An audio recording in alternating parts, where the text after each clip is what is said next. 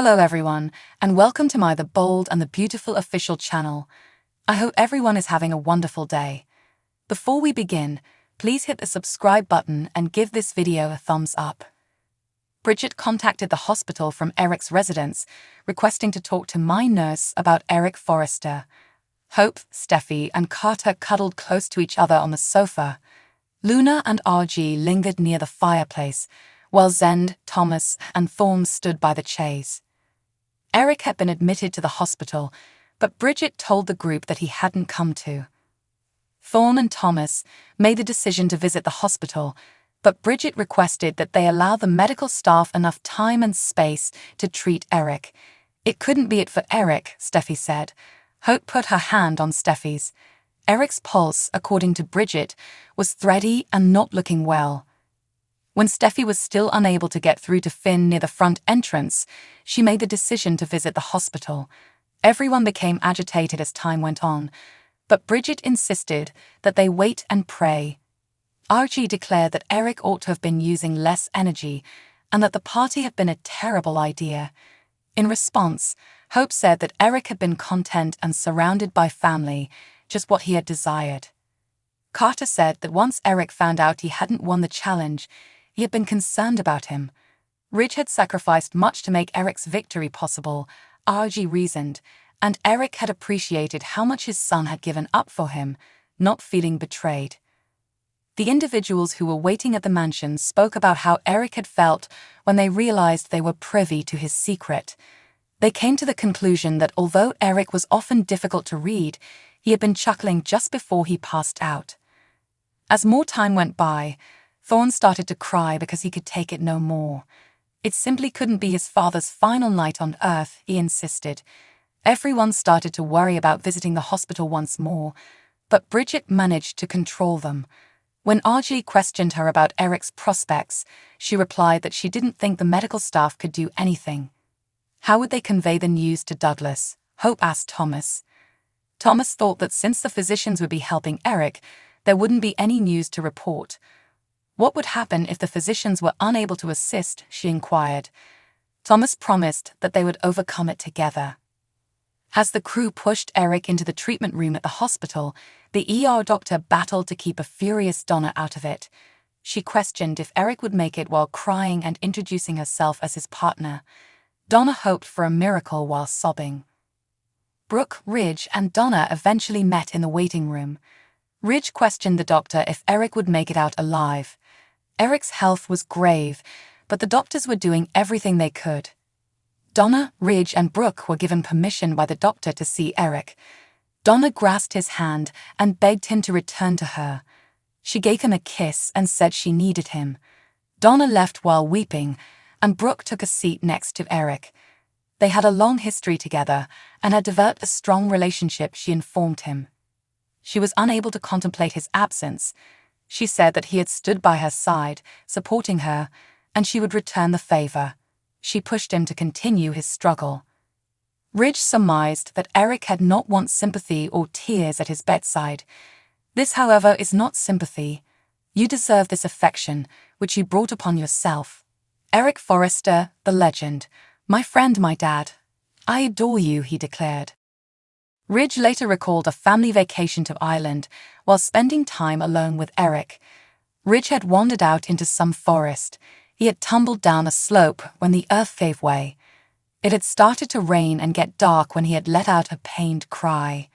Ridge closed his eyes, waiting for the wolf to come grab him after hearing rustling in the woods. Rather, he had heard Eric utter the words, "I got you, son."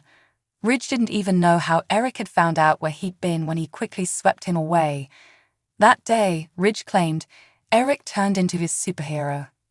Ridge clarified that all he had intended was for Eric to enjoy his retirement, not for Eric to leave the firm. Ridge said that Eric had become his superhero again, seeing him behind the desk with his stapler. He claimed that all he understood about design, as well as about being a man, a parent, and a friend, had come from Eric. Ridge concluded that Eric had led a fulfilling life. Ridge, who was crying, reassured Eric that his family would be well and that he could go if he so desired. When Steffi emerged into the hallway, The nurse told her there had been no progress. When Finn phoned, she inquired as to whether Finn had seen Eric and whether Eric still had a chance. Finn hoped he could respond to her. Finn felt that she should know about something he'd been working on for Eric, even if he wasn't sure what it was. Finn disclosed that he had been developing a remedy since discovering Eric's ailment. If that was the reason Finn had been working so many late hours for weeks, Steffi questioned. Was there any way Finn could have saved Eric, she questioned. As Donna, Ridge, and Brooke got closer, Steffi revealed that Finn had been developing a cure to keep Eric alive. Finn described it as cutting-edge and experimental. Not that Eric was his first choice, and there were no promises given how serious Eric's health was. After spending many weeks immersed in Eric's case, Finn revealed that he had discovered a solution, although one that carried a significant risk. When Ridge inquired about it, Finn explained that it was a novel blood purification technique that may help Eric in addition to a transplant. Did Donna inquire whether it hurt? Finn predicted soreness and a protracted recuperation period.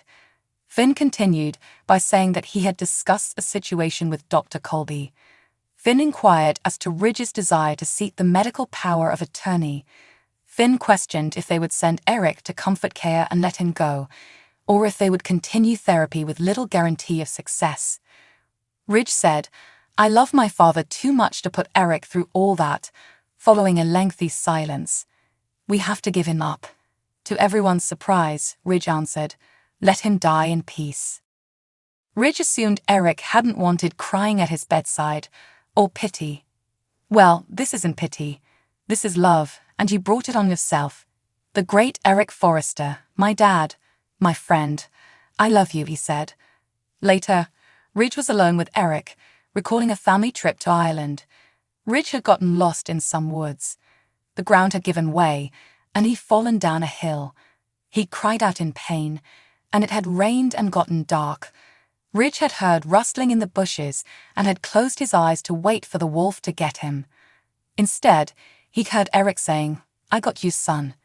Eric whisked Ridge away, and Ridge didn't even know how Eric had known where he'd been.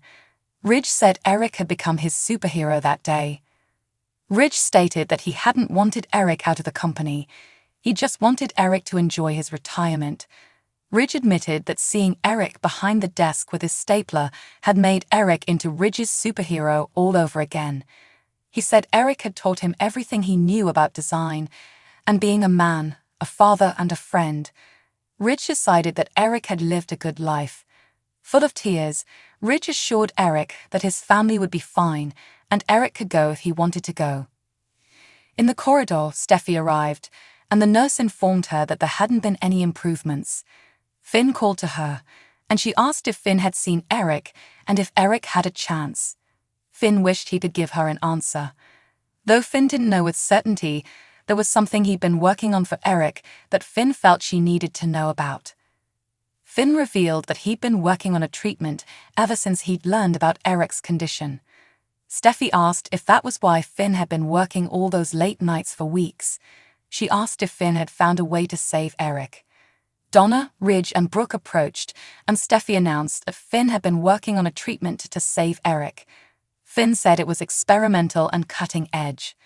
Eric wasn't his first choice, and since Eric's condition was extremely grave, there were no guarantees. Finn, who'd been consumed with Eric's case for several weeks, disclosed that he'd found a treatment, but it was a big risk. Ridge asked what it was, and Finn said it was a new blood-cleansing technology, and along with a transplant, it could make a difference for Eric. Donna asked if it was painful.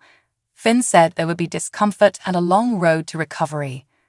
Finn added that he'd spoken to Dr. Colby, who'd given Finn the case.